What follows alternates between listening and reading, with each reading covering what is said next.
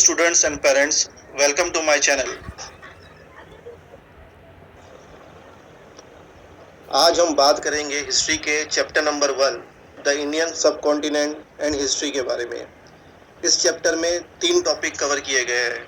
First topic है geographical condition and the course of history, second है geographical features of India और third है the Indian सब continent. सारे पेरेंट्स और स्टूडेंट्स से मेरी रिक्वेस्ट है कि वीडियो को आगे देखने से पहले एक बार इस चैप्टर को टेक्स्ट बुक से अच्छी तरह से रीड कर ले, तो आगे जो हम क्वेश्चन एंड आंसर्स लेंगे वो समझने में आसानी होगी।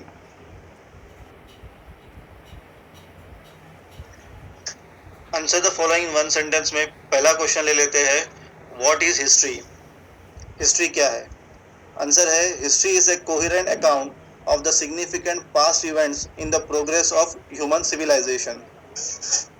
हिस्ट्री में जितने भी significant important events जो पास्ट में हो गए उनकी क्लियर एंड लॉजिकल वे में रिकॉर्डिंग की जाती है, जिससे हमें ह्यूमन सिविलाइजेशन का कितना प्रोग्रेस हुआ है वो पता चलता है। इस आंसर में 3 वर्ड्स डिफिकल्ट से जिसकी मीनिंग मैंने नीचे दे दी है। कोहेरेंट का मतलब है क्लियर, लॉजिकल, सिग्निफिकेंट का मतलब है इम्पोर्टेंट, सिविलाइजेशन का मतलब है डेवलपमेंट या इवोल्यूशन। सेकंड क्वेश्चन है where do the human settlement flourish? Human settlement कहाँ फ्लरिश होता है? फ्लरिश होना मतलब इंक्रीज होना। ह्यूमन सेटलमेंट मतलब गांव, विलेजेस कहाँ ज़्यादा बसते थे। आंसर है the human settlement flourish wherever the means of livelihood are plentiful. गांव, विलेजेस, ह्यूमन सेटलमेंट वहाँ पर इंक्रीज होता था जहाँ पर लोगों के रहने का मतलब उनके जीने के लिए जो भी रोज़मर्रा की चीज़ें की जो ज़रूरत है वो ज़्यादा तादाद में जहाँ पर अवेलेबल होती थी, लोग वहाँ पर जाके बसते थे, फ्लरिश होते थे। थर्ड क्वेश्चन है what do the people in the hilly reason depends on for their food? पहाड़ी इलाकों के लोग अपने खाने के लिए किस चीज़ पर डिपेंड होते थे? आंसर है the people in the hilly reason depend on hunting and gathering food. पहाड़ी इलाके के लोग शिकार करते थे अपने फूड के लिए और फूड को गैदर करते थे, मतलब स्टोर करके रखते थे। इसका रीज़न ये है क्योंकि पहाड़ी इलाकों पर लैंड उतना फर्टाइल नहीं होता, इसलिए वहाँ पर एग्रीकल्चर या फार्मिंग नहीं होती। फोर्थ क्वेश्चन है which is the earliest civilization in India? India में सब में पहले सिविलाइजेशन कौन सा आया? आंसर है the Harappan civilization is the earliest civilization in India. Answer the following question in short. इसमें पहला क्वेश्चन ले लेते हैं What does the human life depends on? Human life किस चीज़ पे डिपेंड होती है? आंसर है human life to a large extent depends on the geographical characteristic of the region in which they live. The climate, rainfall, agriculture produce, flora and fauna of the region where we live are the sources of livelihood. यानी इंसानों की ज़िंदगी किस चीज़ पर depend होती है? Basically हम जहाँ पर रहते हैं वहाँ के जोग्राफिकल कैरेक्टरिस्टिक पर सब कुछ डिपेंड करता है। वहाँ का क्लाइमेट, वहाँ का फ्लोरा एंड फौना कैसा है उस रीजन का। फ्लोरा एंड फौना का मतलब है कि वहाँ का वेजिटेशन कैसा है, वहाँ का प्लांट्स कैसे है। फौना का मतलब होता है वहाँ की वाइल्ड लाइफ्स और वहाँ पे कौन कौन से एनिमल्स है।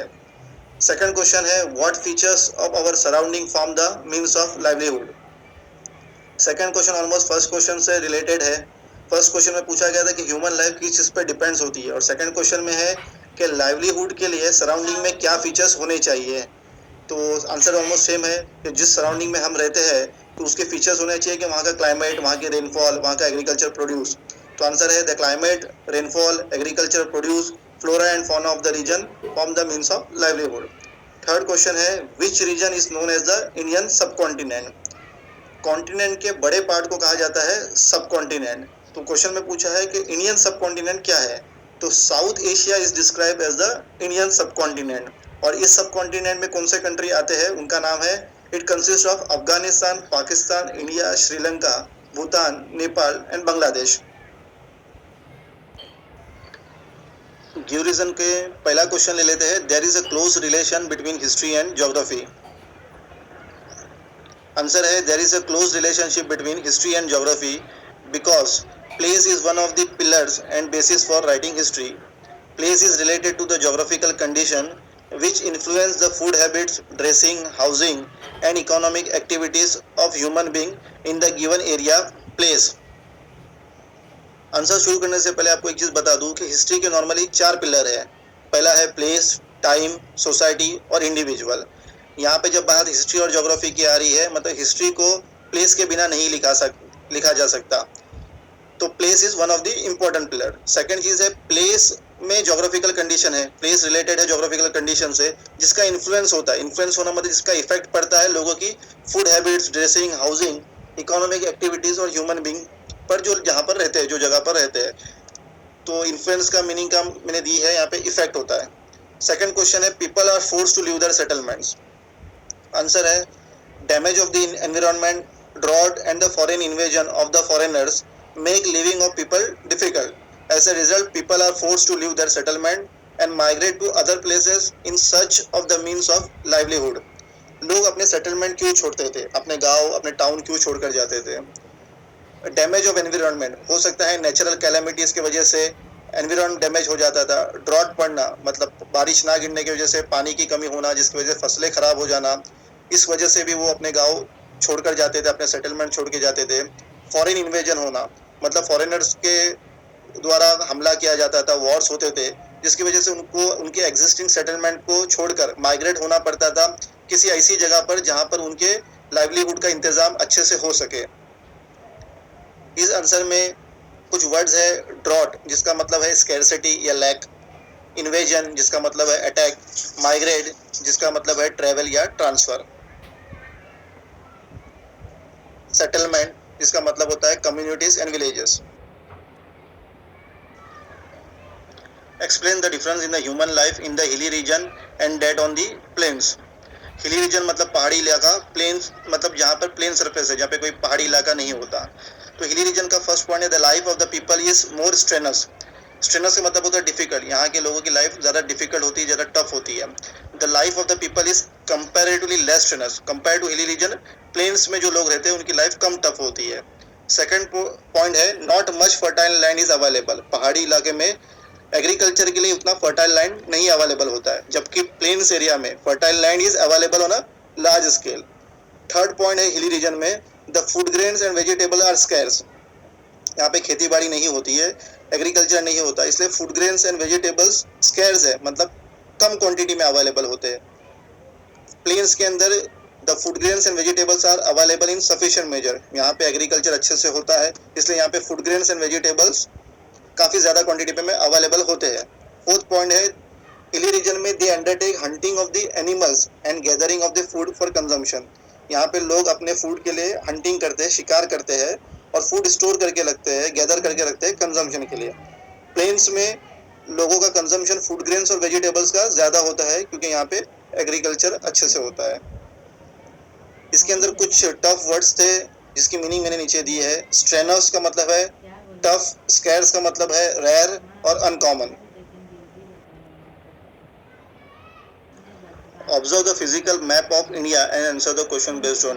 टेक्स्ट बुक में एक मैप दिया गया है जिसके बेस पे कुछ क्वेश्चंस के आंसर देने हैं। इसमें मैंने इंडेक्स के अंदर कुछ साइन दी है, जो साइन को आपको देखना है। पास, पास के लिए एक ब्रैकेट का साइन दिया गया है जहाँ पे एक रोड का पाथ है। रिवर के लिए ब्लू एक लाइन का सिंबल दिया गया है, माउंटेन के लिए एक ग्रे लाइन दी है, डेजर्ट के लिए एक पेल येलो दिया है। तो इससे रिलेटेड आपको साइंस आपके मैप में ढूंढने हैं और आंसर्स देने हैं।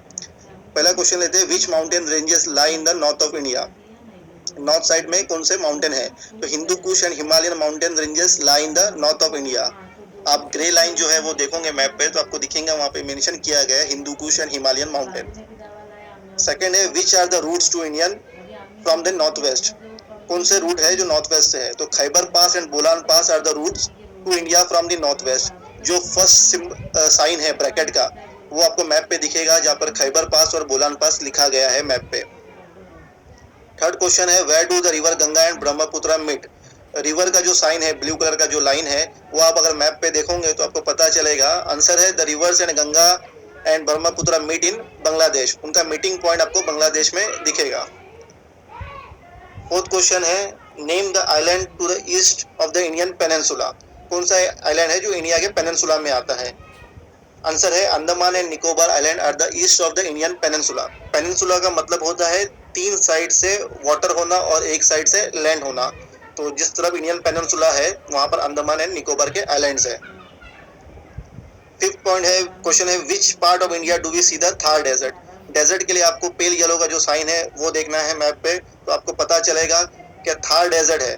We see the Thar desert in Rajasthan, Haryana and Gujarat. Thank you very much मेरा वीडियो देखने के लिए। दोस्तों इस वीडियो को ज़्यादा से ज़्यादा शेयर करें, लाइक करें और सब्सक्राइब करें। Thank you very much.